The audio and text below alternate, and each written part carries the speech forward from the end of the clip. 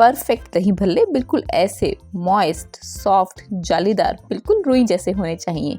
लकड़ी की चम्मच से भी आराम से कट रहे हैं। ये भल्ले मुझे मेरे ब्रदर इन लॉ की याद दिलाते हैं। वो हमेशा कहते थे, नहीं घर पर नहीं बनाती हो तो मार्केट से लाती हो, दिल्ली के भरत हलवाई से।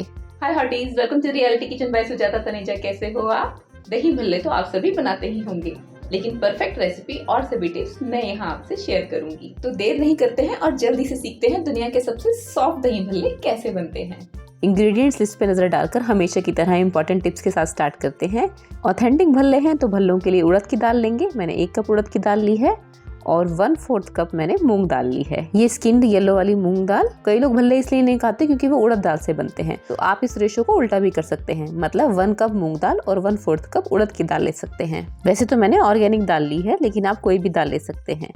और 2-3 बार अच्छे से दाल को धो लेना है साफ पानी से। और दाल को धोने के बाद उसमें 3 गुना पानी डालकर ढककर ओवरनाइट या कम से कम 6-7 घंटे के लिए रख देना है, इसे फूलने के लिए। दाल का अच्छे से फूलना बहुत ज़रूरी है। और अब हम दही को भी फेंट कर तैयार कर लेते हैं। ये मैंने मार्केट में दही ली है आधा किलो, और उसे इस तरह से छन्नी से छान लेना है। मिक्सर का यूज़ नहीं करना है क्योंकि मिक्सी के ब्लेड से जो हीट निकलती है उससे दही बहुत पतली हो जाती है, फिर वो मार्केट जैसा टेस्ट नहीं आएगा। और आधा कप पानी में 1 चम्मच पिसी हुई चीनी घोल लेते हैं। पिसी हुई ना हो तो नॉर्मल चीनी भी घोल सकते हैं, मेरे पास थी इसीलिए मैंने पिसी हुई चीनी ही ली है। और ये मार्केट मेड दही था, वैसे भी बहुत गाढ़ा होता है, तो कंसिस्टेंसी एडजस्ट करेंगे यही वाला पानी धीरे धीरे डालकर। 1 कप मेरा 250 ml का है, तो ये ½ कप पानी है इस दही में पूरा डल गया है। And see the consistency. इस दही को मैं फ्रिज में रख रही हूँ ठंडा होने के लिए। अगर आप भल्ले सुबह बना रहे हैं तो ये सारी तैयारी रात को ही कर लेना। और अब दाल भी अच्छे से फूल गई है। परफेक्ट पिट्ठी के लिए दाल का अच्छे से फूलना ज़रूरी है, इसीलिए मैं दाल को ओवरनाइट सोक करती हूँ। अब मैंने इस तरह से चम्मच लिया है छेद वाला, ताकि दाल का सारा पानी ड्रेन हो जाए। दाल को मिक्सर के मीडियम वाले जार में डाल लिया है और उसके साथ ही 2 टेबलस्पून चिल्ड पानी डालना है। और ग्राइंड करते हुए लगे तो 1 टेबलस्पून और डाल सकते हैं, बस उससे ज़्यादा नहीं। अब दाल को अच्छे से ब्लेंड कर लेना है। दाल ब्लेंड करने में थोड़ी दिक्कत आती है, इस तरह से देखिए रुक रुक के ब्लेंड हो रही है और मिक्सी हीटअप होकर बंद पड़ जाती है, फिर हमें थोड़ी देर रुकना पड़ता है, तो इसीलिए मैंने इसमें ठंडा पानी डाला है। बस दाल के दरदरे दानों के बिना एक लंपी कंसिस्टेंसी चाहिए, बस इतना ही हमें इसे पीसना होता है। अब इस दाल के मिक्सचर को हम इस तरह से एक परात में निकाल लेंगे। परात या एक बड़ा सा मिक्सिंग बोल भी ले सकते हैं आप, क्योंकि हमें इसे हाथों से फेंटना है और वो काम बड़े बर्तन में इजीली हो पाता है। बस अब इस तरह से हम इसे फेंटना शुरू कर देंगे। ये हाथ की 4 उंगलियों से ही फेंट जाता है। साइड स्क्रैप करते रहेंगे और फिर हाथ की 4 उंगलियों से ही लगातार चला चला कर फेंटते रहेंगे। अगर आप रेस्ट ले लेके कर रहे हैं तो 10 मिनट लगेंगे, नहीं तो 5 to 7 मिनट्स में ये काम हो जाता है। जैसे जैसे आप दाल फेंटेंगे ना, इसमें बहुत ज़्यादा एयर फिल हो जाती है और दाल फ्लफी एंड लाइट हो जाती है। सी आपको कलर भी चेंज दिख रहा होगा पहले से, पहले बहुत डार्क था, अब बहुत लाइट और वाइट हो गया है। कोई 24 से 25 साल हो गए हैं मैं भल्ले इसी रेसिपी से हर बार बनाती हूँ और हर बार पिछली बार से बेहतर बनते हैं। परफेक्ट रेसिपी हो तो ठंडे ठंडे दही भल्ले गर्मियों में कौन खाना नहीं चाहता। वैसे भी गर्मियों में बाहर का खाना थोड़ा कम ही खाना चाहिए। कैमरे में मैं आपको दिखाना भूल गई, अगर इस परात को पूरा उल्टा भी कर दूंगी ना, तब भी ये पिट्ठी नीचे नहीं गिरेगी, क्योंकि बहुत अच्छे से फेंटी है मैंने। सी पहले वाला कलर और ये अभी वाला वाइट कलर। बस इस स्टेज पर हम थोड़ी सी दाल की ये पिट्ठी, इसे हम दाल की पिट्ठी कहते हैं, उसे इस तरह से पानी के एक भरे हुए ग्लास में डालते हैं। ये फ्लोट कर रही है, डूबी नहीं है। ग्लास को जितना भी हिला लो डुला लो, ये फ्लोट कर रही है, डूबती नहीं है। इसका मतलब हमारी दाल की पिट्ठी एकदम परफेक्टली तैयार है। और अगर किसी रीजन से ये डूब जाती है, इसका मतलब आपकी दाल की पिट्ठी में पानी ज़्यादा है, तो आप इसमें सूजी या चावल का आटा थोड़ा सा मिला के कंसिस्टेंसी एडजस्ट करके थोड़ा सा और फेंट के फिर ये टेस्ट करना। आपसे बात करते करते मैंने इस पिट्ठी में बहुत ही फाइन चॉप की हुई जिंजर, ग्रीन चिली और जीरा डाल दिया है। यहाँ नमक ऐड नहीं करना है और फिर से 1 मिनट के लिए लगातार फेंटना है। इससे ज़्यादा फेंटने की ज़रूरत इस स्टेज पर नहीं होती है। अब हम भल्लों को डीप फ्राई करने के लिए कढ़ाई में इनफ तेल लेते हैं और उसको मीडियम हीट पर गर्म करते हैं। मीडियम गर्म करना है, हाई हीट पर बहुत ज़्यादा गर्म हो जाता है। और फिर हीट कम करके यहाँ ध्यान देना, ऑयल भी हमने ज़्यादा गर्म नहीं किया है और भल्ले डालने से पहले हीट भी लो कर दी है। और उंगलियों को पानी में डिप कर लेना है। हर बार पिट्ठी उठाते हुए उंगलियां गीली करनी है। हम इस तरह से हाथ से पिट्ठी उठाएंगे और इस तरह से एक एक करके तेल में छोड़ते जाएंगे। कढ़ाई को बहुत ज़्यादा भरना नहीं है भल्लों से, और ना ही बहुत कम भल्ले डालने हैं, क्योंकि ये भल्ले भी कढ़ाई में फूलेंगे ना, तो हमें स्पेस भी चाहिए। अभी तो मैं कढ़ाई में एक एक करके छोड़ रही हूँ और ये अपने आप से देखिए इस तरह से फ्लिप होते जा रहे हैं और कढ़ाई में बिल्कुल भी चिपक नहीं रहे हैं, ऊपर फ्लोट कर रहे हैं, क्योंकि हमारी दाल की पिट्ठी बिल्कुल सही बनी है, एकदम फ्लफी है, एकदम लाइट है। भल्ले बनाने के लिए पिट्ठी एकदम परफेक्ट होनी चाहिए और वो तभी होगी जब दाल अच्छे से सोक करके फूल जाएगी। और दूसरा, फ्राई करते हुए तेल का टेम्परेचर कम होना चाहिए। बस ये छोटी छोटी टिप्स का ध्यान रखेंगे और ढेर सारा प्यार डाल देंगे इसमें, तो रेसिपी कैसे परफेक्ट नहीं बनेगी। वैसे तो ये अपने आप ही घूमने लग जाते हैं, लेकिन कहीं कहीं पर लगे तो पलटे से इस तरह से इनके ऊपर गरम तेल डालना है। ये जो व्हाइट पार्ट निकल रहा है ना, ये भी कच्चा है, तो इन्हीं पर इस तरह से पलट पलट के हमें तेल डालना है। और कोई आपस में जोड़ रहा है तो उसे सेपरेट करने की कोशिश करना। तेल अगर ज़्यादा गर्म हो जाए गलती से तो भल्ले फ्राई करने की जल्दी नहीं करना। फ्लेम बंद कर देना, तेल को थोड़ा सा ठंडा होने देना और फिर फ्लेम को लो हीट पर ऑन करके एक एक करके भल्ले उसमें डालना।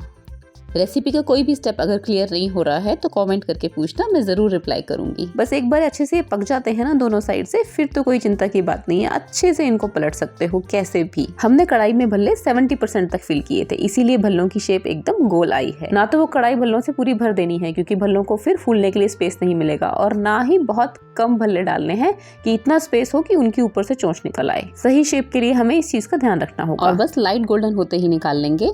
अभी कढ़ाई का दूसरा लॉट देखना, इसमें मैं 40% के आसपास कढ़ाई को फिल कर रही हूँ, यानी कि बहुत कम भल्ले डाल रही हूँ। और फ्राई करते हुए इनके ऊपर से चोंच निकल आई है, एक डोम जैसा बन गया है ऊपर से।